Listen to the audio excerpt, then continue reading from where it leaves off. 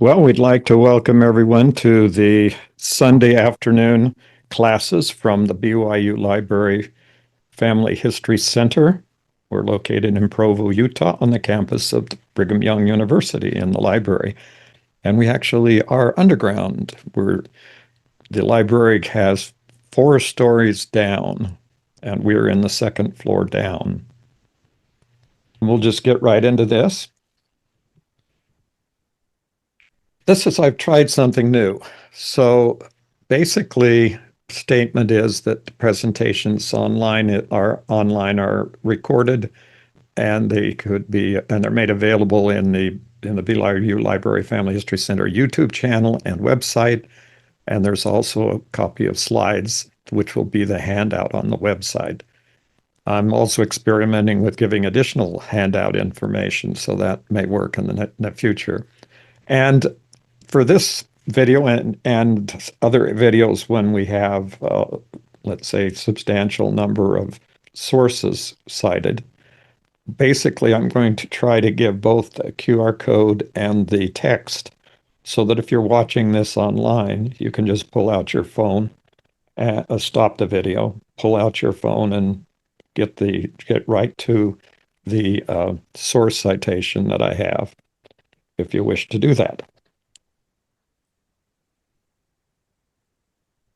This is kind of the beginning observation, and that is with the growth of AI and the extensive use of computers, keeping up with it while grasping established information has become challenging. Okay, so what this means to me is even I'm having a difficulty. The difficulty I have is there just doesn't seem to be enough time to keep up with the advancements. I get a stream of, probably a few hundred or so, maybe more than that, of different websites and answers and news and everything every day. And most of that I stream through at about as fast as I can stream. But when I see something new that happens to be important to what I think is happening in genealogy and with information retrieval and all of that, then what I do is look at that. And this, like I said before we began, and kind of a little discussion we have sometimes, this has turned out to be a tremendously busy last 2 weeks or month of changes, of just plain changes to what's happening with technology. And the way we now can interface, if we wish to, we can talk directly to the computer if we wish to do that. I think that's just a distraction to me. I would rather type in and think about it, what I was going to say. But anyway, on the other hand, it can be a barrier because the changing so fast is something that really does take some effort to understand and to deal with. So here we are, we're genealogists, we're caught in between two worlds. As genealogists, traditional genealogists, we are used to going to libraries, going to archives, going to cemeteries, going to all sorts of places, even around the world, if necessary, to gather information about our families. On the other hand, in the last many, many years now, it's been many years since 1934 when Family Search, for example, began microfilming all of the records that they had on their website when they first started. And then there was the transition time when all of those microfilmed records were digitized, and then Family Search began to acquire all the records they acquire now in a digital format, and so they go directly on the website. So in a sense, people who elect not to be in the computer world, I'll call it, they are, in a sense, excluded from the access to all of the documents that are being added by Family Search and Ancestry and on and on and on and on in the list of websites now with digital images.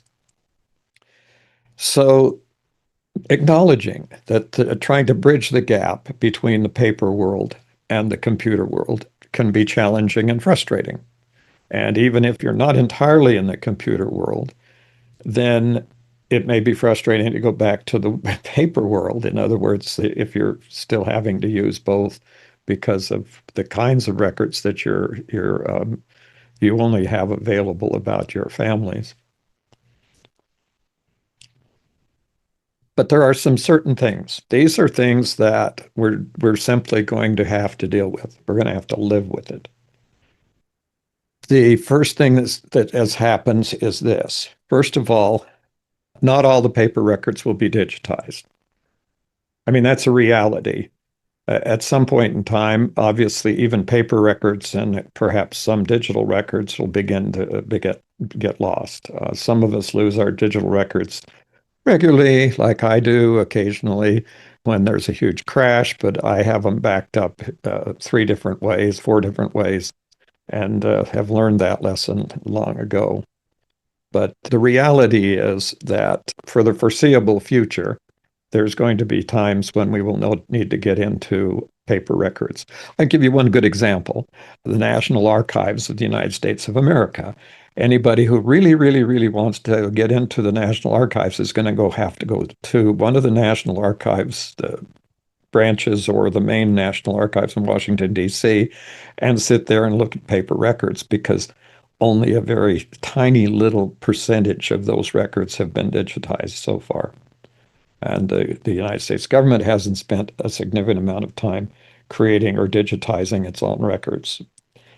The records they do have digitized are primarily done by partner programs. So Ancestry and Family Search are 2 of the major digitizing partners. I also know Internet Archive, that's archive.org, archive.org, is one of the other large places. And archive.org just became a governmental repository where new government records that are generated are been put in public libraries and big libraries like university libraries. And so those records are going to go on in a digital format to Internet Archive now.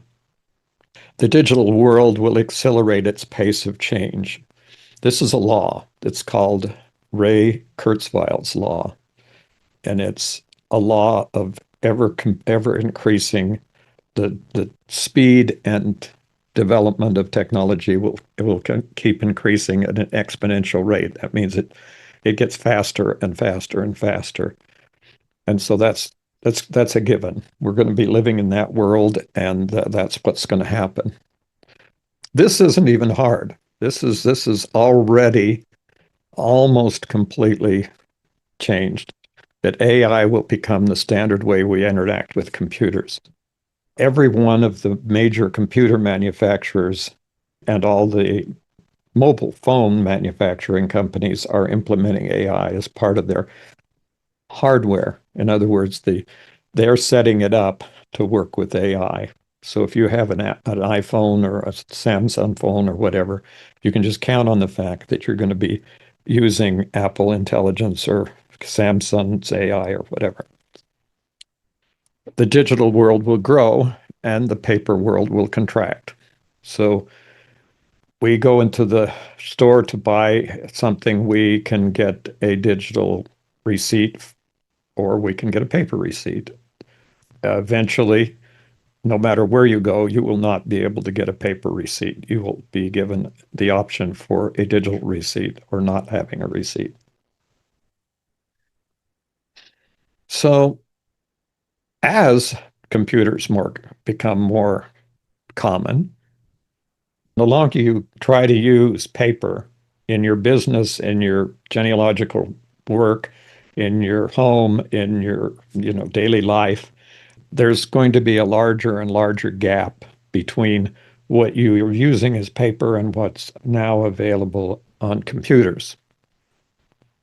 Unfortunately, it's inevitable, and it's just going to become a fact of life. When people try now, this is me, and I'm not advocating anything at all. I'm just saying this is what I've come to because I'm overwhelmed with paper, and that is I just don't do paper anymore. So if I'm going into a meeting or whatever, and somebody hands me a summary or a program or whatever, and I go, and I either hand it to my wife or tell them, sorry, I don't do paper. And no matter what you think, computers are not going to go away. They're now totally ingrained. Your car that you drive, no matter which brand of car you buy today, has a computer. A lot of your home appliances, the one that I'm probably never going to buy is I am not buying a refrigerator with a monitor on the front of it that tells me what's inside my refrigerator. If I want to know what's in my refrigerator, I'm going to open the door and not have some computer tell me there. But there's lines in there. There's decisions that have to be made. And you may think it's great. And I'm sure if you needed to have a monitor there to watch a program or whatever, my family, my wife and I and my children, and the children I don't think chose this, but very shortly after we got married, we decided not to ever have a TV. So we cut ourselves off from the TV business. As our children got a little bit older, we realized that they were missing a huge cultural part of America, and that was movies. And so we kind of relented and got a VCR and a monitor. That didn't keep them from seeing TV at their friends' houses or when they were away out of home. But at one point in time, we relented when most of the children, all the children were gone. And we got cable TV and had a TV for one time. We moved into a new house and they left their big giant 51-inch TV and we decided we'd use it. I came to the conclusion one day that I was not going to use TV anymore. And had gone through like 53 or 54 channels of cable TV and not found one even vaguely interesting program. So that was the end of that. So that and all the other VCRs left the house. So it's just kind of decisions that everybody makes. Now, I'm not advocating, once again, I'm just going to have to emphasize that. I'm not saying that anybody else has to do that. I'm just saying that we did not give up anything that we thought was important because we now moved over to computers. And now we have all connections to, and we do, we watch movies on computers. We watch some very, very limited sports on computers. We do all things, but we're basically working and using computers rather than traditional TV. Now, here's the issue that when you rely on paper, you're giving up the advantages of using a computer to store and retrieve information. One thing that is the hallmark of this when we're talking about genealogy and specifically about genealogy is my experience in going to the family search library, previously the family history library in Salt Lake City, Utah. One thing that happens when you arrive shortly before it opens, very often, and I'm assuming this is still the case because it is in a sense the case with the BYU library, is that we will see people standing there looking like they're checking into a hotel because they are dragging either suitcases or other cases of, I don't know what's all in there, but it seems to me that they're hauling around all of their research for their lifetimes in that bag. And they're dragging that into the family history library. But what they're giving up when they do that is the advantages of computers to store and retrieve information. And when I'm helping people who have that, I spend a lot of time watching them page through all of their big notebooks full of documents and things, trying to find the one piece of paper that they are trying to talk about with me. That's still going on. That's not new. It's not entirely gone yet. The problem is we would just love to have them on one of the big programs like Family Search or Ancestry or MyHeritage, and with all of their sources there and all of the information about each of the individuals so that we could easily talk to them. But there's still this resistance to bridge that gap and go over and move all of that paper that they have into the computer aid. One thing that I would observe is that time is precious to everybody. We're all getting older. Some of us are considerably old and would be considered old under by anybody's definition of old. And paper records may stay inaccessible and unusable until they're digitized. It's just the way it is. It is very, very, very time consuming to go through paper. And I'm probably, the poster boy for having tens of thousands, if not a few 100,000 pieces of old genealogy that's been given to me over the years by various family members and even people who weren't related. They just walk in and hand me huge boxes full of paper and say, "Here, somebody told me you wanted this." And I go, "Yeah, it's fine." But then processing it all and accessing it all becomes almost impossible until it's digitized. So my particular answer to this problem has been to digitize records now going for since scanning and digitizing and and memory for the computers was available to actually store a significant amount of information, which, by the way, is virtually free today. You don't understand if you can't understand that. Seagate, which is one of the biggest manufacturers of hard drives, has 20 terabyte hard drives, and they just introduced a 21 terabyte hard drive. And the 20 terabyte hard drive is selling on Amazon right now, or there's other ways, Best Buy or some of the other places to buy things here in the United States, is now about $229 for a 20 terabyte hard drive. And 20 terabytes is more storage than any one of us could ever create. It's like thousands and thousands, tens of thousands, hundreds of thousands, millions of documents if you wanted to put them in there. So this is the reality, is that it's no longer expensive. It just takes the time to digitize and get it there. So just compare the two. If I have this pile of paper on the left-hand side, and I have my hard drive, which is that little black box plugged into my computer, how long is it going to take me to find a specific piece of information about a specific person? On the left, if I'm lucky, it's the first page that's at the top.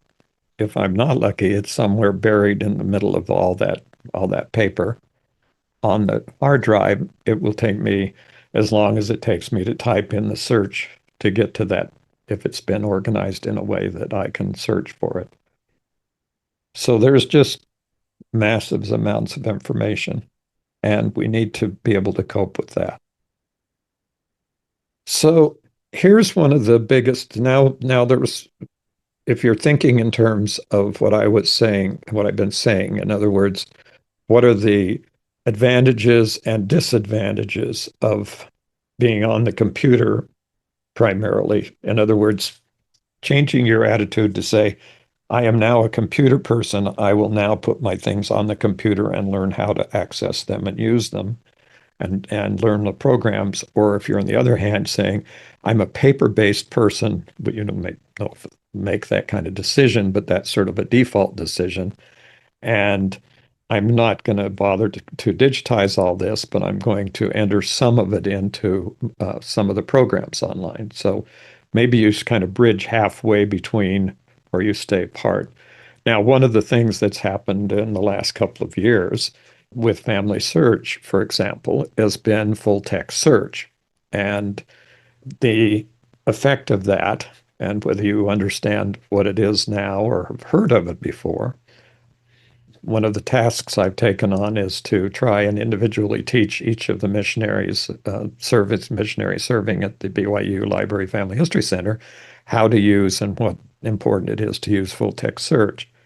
Full text search basically searches every word in every document that's been processed by Family Search. And the goal is to put all the documents on full text search. That means that you could use one entry point like this and search every document, every word of every document on Family Search. You may think that's going to be happening in the future. Well, the answer is they're processing millions and millions of records every day, millions. And so as time passes, literally everything on the family search website will be searchable by name, by date, by place, by whatever you want to put as a parameter. Now, if you don't understand that, the advantage of that when you're looking at it is you just need to sit down and try it or look at one of the videos on full text search that we have on our BYU Library Family History Center YouTube channel. So now there are a lot of justifications out there for staying in the paper world. And you've got to have already determined that and obvious, I wouldn't be sitting here talking to my computer and having it recorded so it could be put on a website on the internet if I hadn't been moved over completely to using computers. My goal to become involved with and completely moved over to computers started when I started working on the mainframe computer at the University of Utah back in 1970 or 69. So, yeah, I mean, that's as long as I've been trying to get online with paper, taking away from paper. So, one of the main reasons for using paper over computers are its cognitive benefits for learning and retention, its freedom from digital distractions, and its tangible distraction-free physical properties.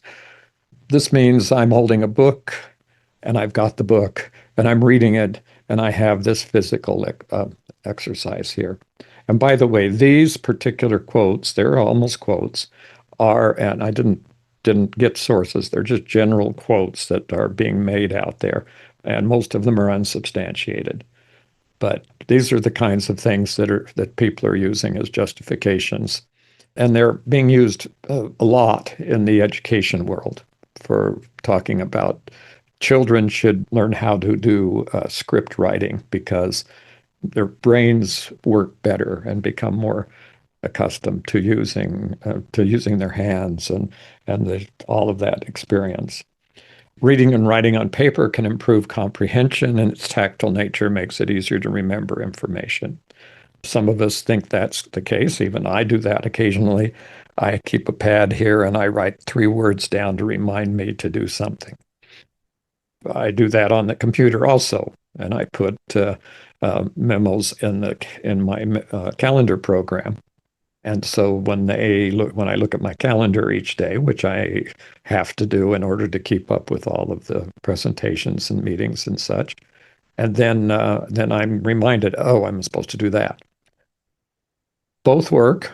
The paper I don't think is going to disappear from my desktop. If I think of an idea when my computer is down, I may not want to sit there and watch it come up during that time while I'm sitting there waiting to type it down on a piece of paper. Additionally, paper is not subject to battery life, has no screen fatigue, is a simpler and more personal medium for tasks like note-taking and writing letters. Okay, so those are fine. That's another very common reason. Oh, yes, these same reasons can be used for riding a horse instead of driving a car. So just think about it. Well, now this is kind of interesting because why do people resist learning about and adopting new technology? In this case, there are psychological barriers, and some of those are fear and comfort.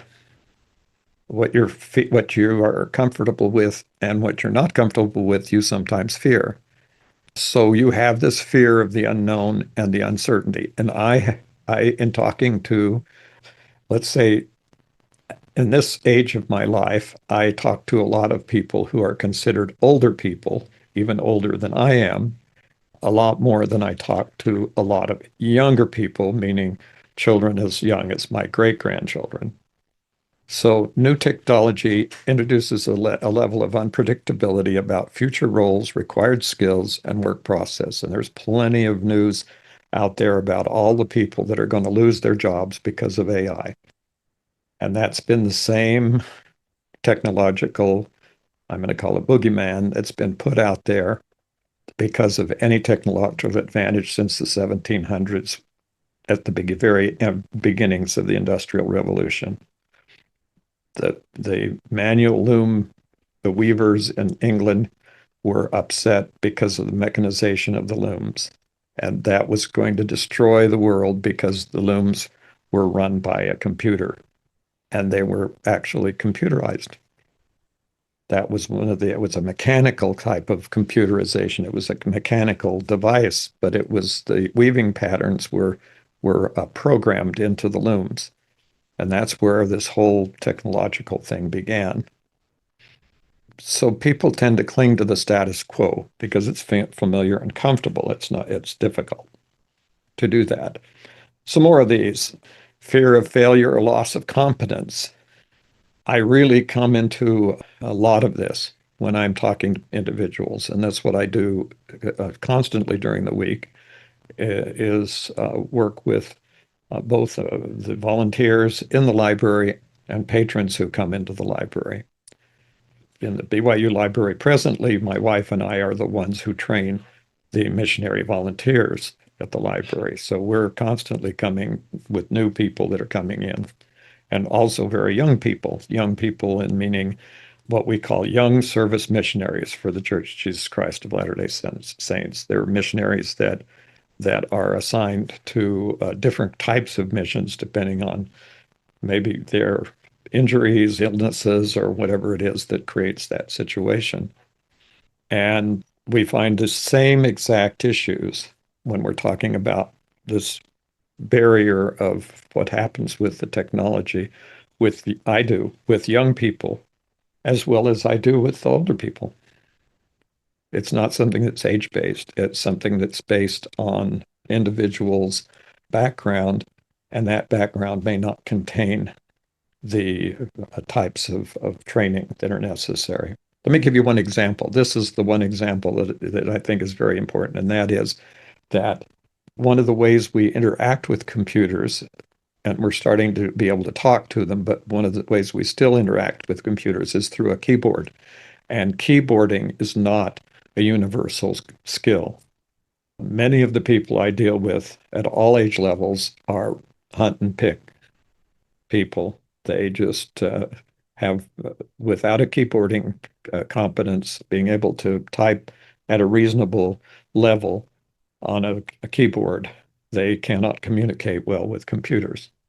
And the other part of it is using an input device like a mouse or a trackpad or any of the other possible ways. And those are skills. And without that skill, there's limits as to how people can involved. So another is a loss of control. It can threaten autonomy or freedom. They feel like they're being imposed on. They feel like they're having to make decisions and they don't want to make the decisions and all of those other problems that go along with him. And I would call this cognitive overload. And that's, I think some of us, like even me, can get into the cognitive overload and get the frustration and mental fatigue. The one part about this that is not going to happen is that I'm not going to give up. I don't give up. I basically realize what it's like. And I have been learning new programs now constantly since my first computers were back in, let's say just after probably 1976 or 77. And this is where talking to the computers and communicating with the internet became a big deal. So here's some more barriers. These are functional and practical, no immediate perceived value. Now, that is one of the most common ones that I run into. People think, well, I've been doing this for years. I've had people say this to me within the last few weeks, that I've sat down and I've started to show them something new on the computer that they were working on, and they say, well, no, see, I'm pretty well satisfied with what I'm doing right now, and I don't see any reason why I should listen to you and get any more information. They sometimes aren't quite that blunt, but some of them are. And it's sort of a brush off and says, well, that's fine. If you're satisfied with what you're doing right now, then that's great. Goodbye. Usability and complexity. I am going to have to say that this is the biggest barrier to technology and it can be poorly designed. It may not work properly. And that's the story of AI when it came out, is that it was poorly designed, clunky, and it was not integrated well with existing systems. And the user experience was usually frustrating. And so when that happened, many people I talk to and I say, have you tried this? Are you aware of full text search? Or are you aware of how to use one of the chat bots? They'll say, well, I tried that a few years ago when they came out, but I didn't think that was a good idea. And that's their mental set was set at that time that they had to first interact with that particular technology. And granted, this is probably the last of these, but I'm the inadequate training and support. That's really where it comes down to. People don't know where to get the information and don't remember the port. Now, here's a little key, and I'm going to jump ahead just a bit. The key here is what chatbots do. Chatbots can give you the training and support you need at the touch of your keyboard. So when you start asking it questions, you start asking basic and fundamental questions. Instead of somebody getting there and frustrated trying to explain it to you, it will sit there and explain it as long as you ask the questions.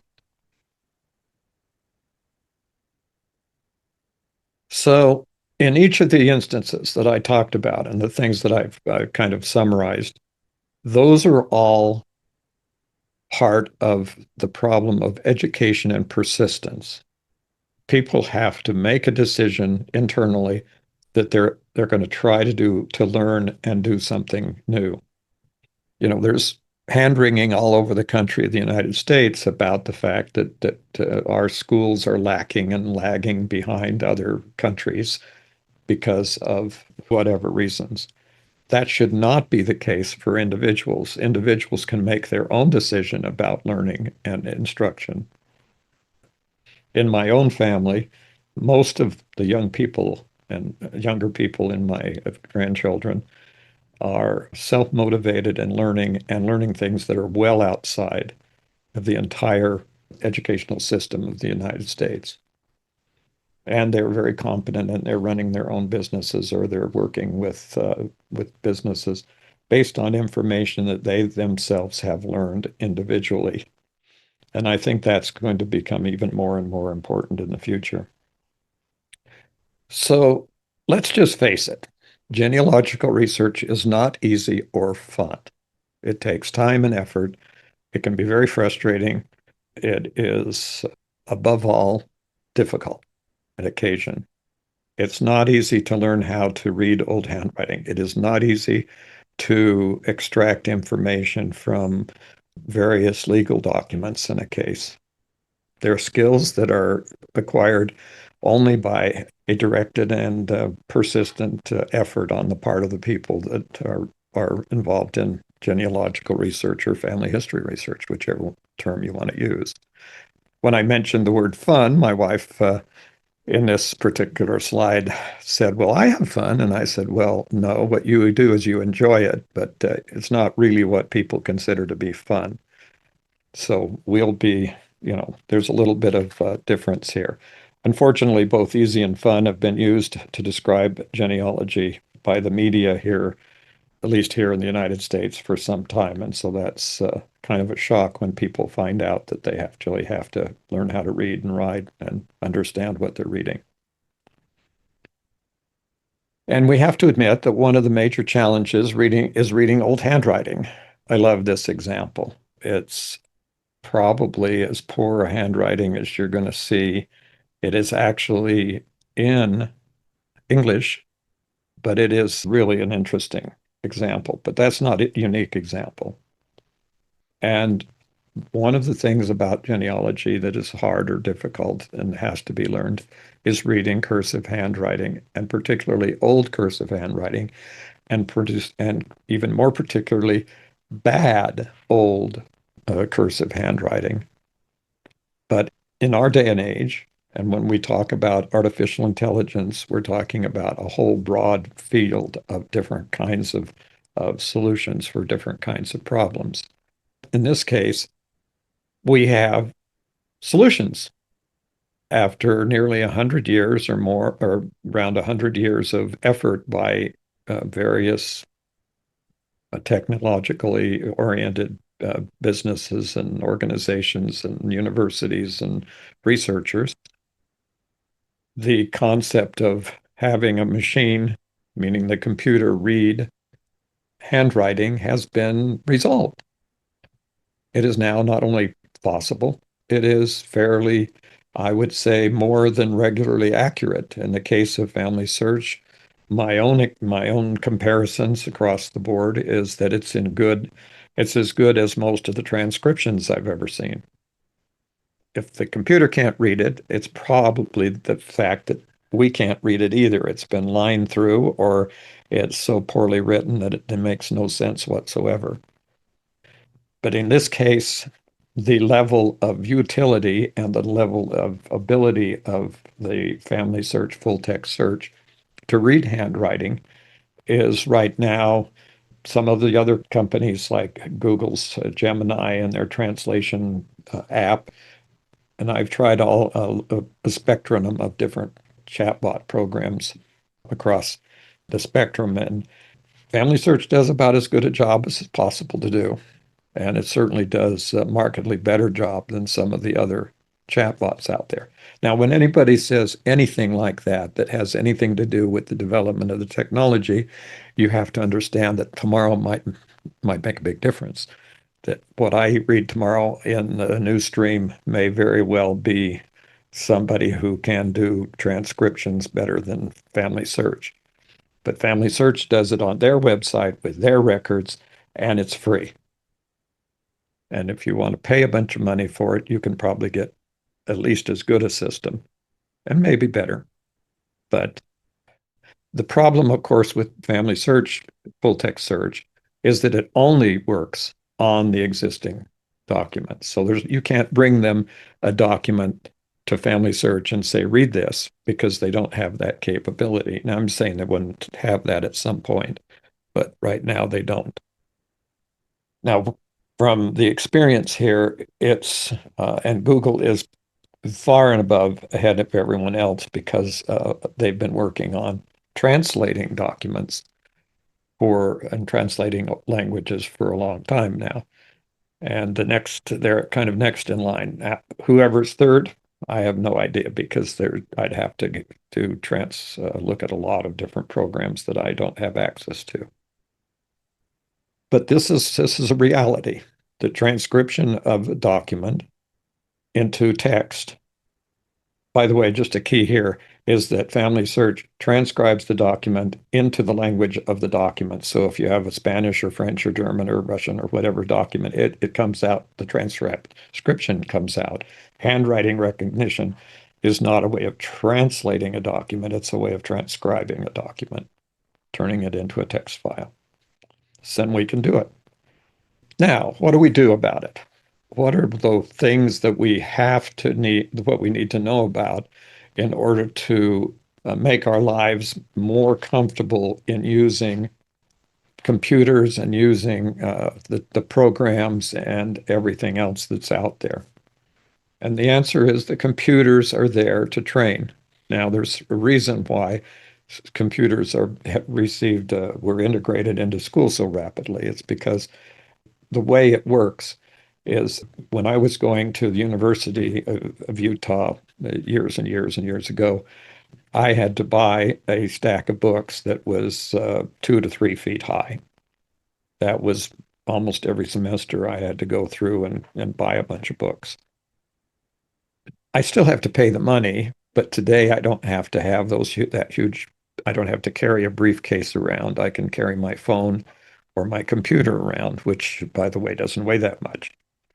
And so I have now moved from that to this. But to do that, you have to have some way to train. And these are self-help. This is a self-help website, step-by-step instructions on learning paths and research skills. That is all free, absolutely free.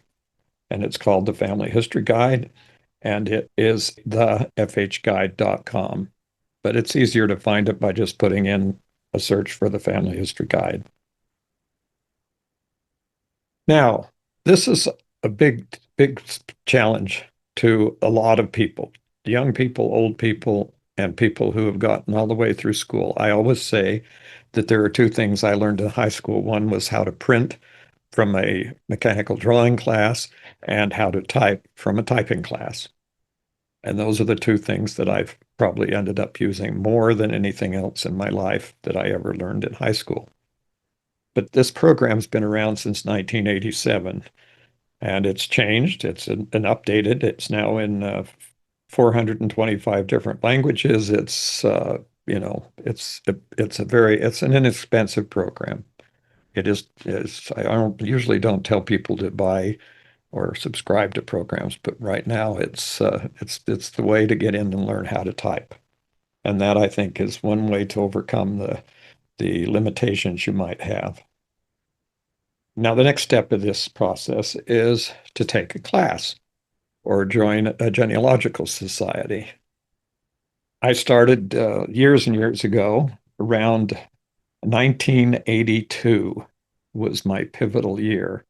And in 1982 is when I was first confronted with genealogy, not in the sense of I knew it existed because I grew up in a family where we had pioneer ancestors and we had family members and we were, basically aware of the people that we had come before us. But on the other hand, I hadn't done any formal research into my family other than look at a few books that I've had in my house that my grandmothers had compiled.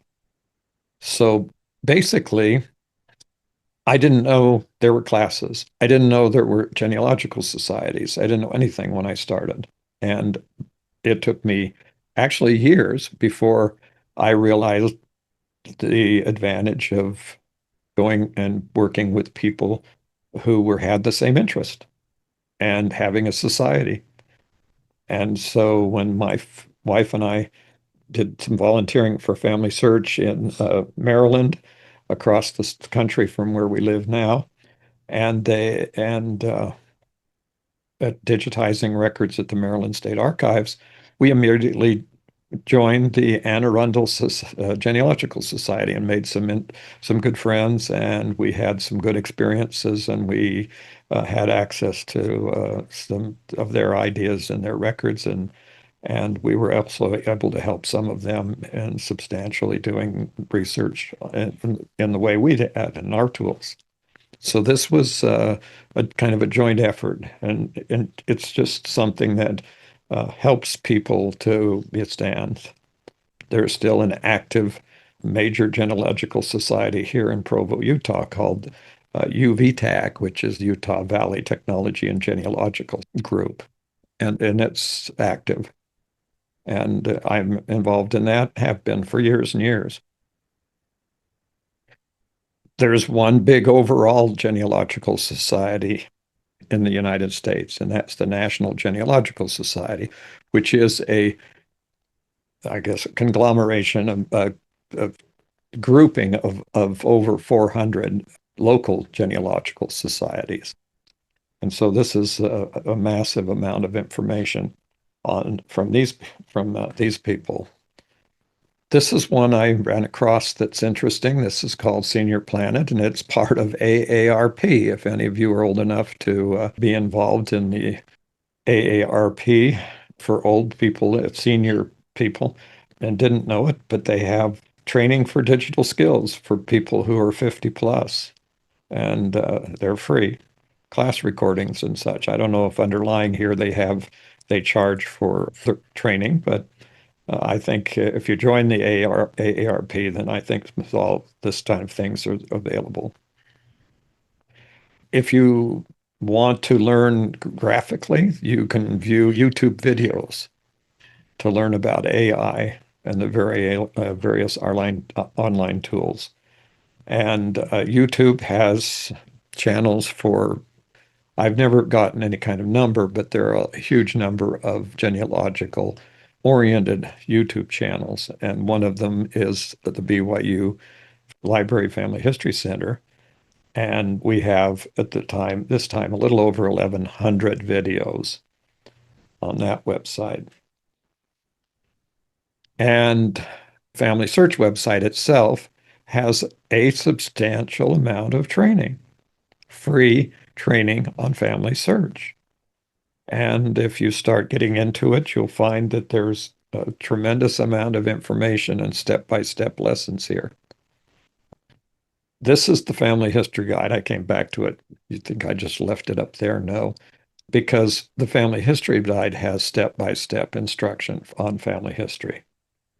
And basically, if you get on here now, right in the middle of the startup page, it'll say Getting Started Guided Learning. And they are AI generated learning experiences with computer voices. And you'll be surprised at the technology if you haven't experienced this kind of technology. If you want to keep going further, the Brigham Young University and the Church of Jesus Christ of Latter-day Saints has what's called Pathway Worldwide. And it's basically a college level organization for around the world for allowing people to get a degree or a certificate in various levels of learning across the university and college spectrum for basically as inexpensive a price as you can ever find any place. The effort is considerable, and there are ways to get into this to take classes. One of my daughters now teaches for Pathway, teaches genealogy. And it's interesting because I've run into a few of her students. So this is one avenue that's open. If you need a structured sort of a degree or certificate level, if that was what you're interested in doing.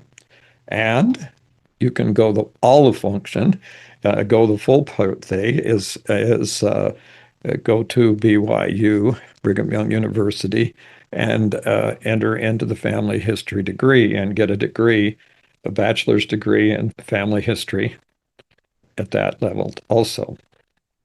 So what we do is we have all this different levels of training from very basic online training up to full university supported and particularly available training for genealogy. Now, as you learn genealogy from any one of these sources, you're actually going to become more acquainted with learning genealogy online and being involved online. The BYU Pathways programs are all online.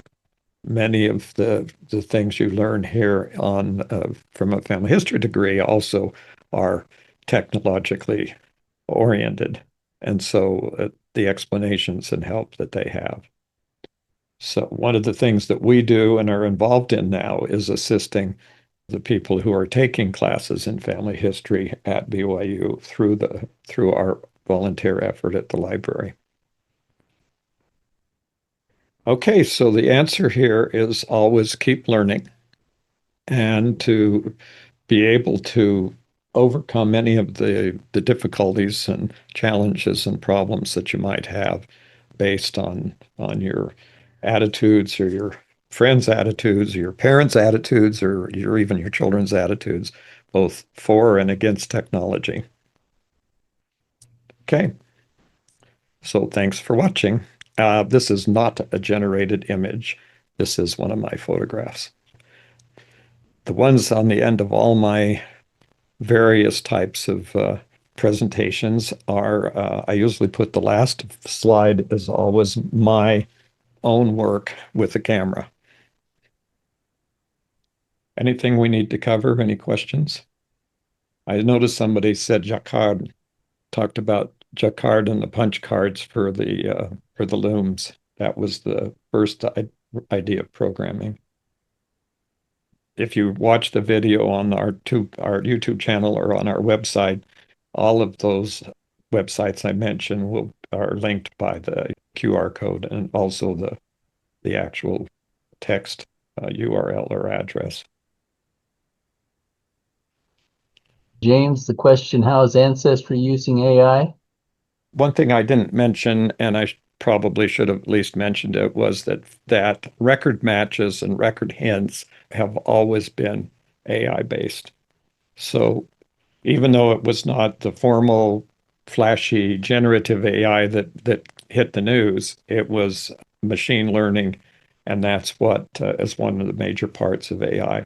So when you have record matches like they have on MyHeritage or record hints or the green leaves that they have on Ancestry and whatever, they're all really based on the same technology.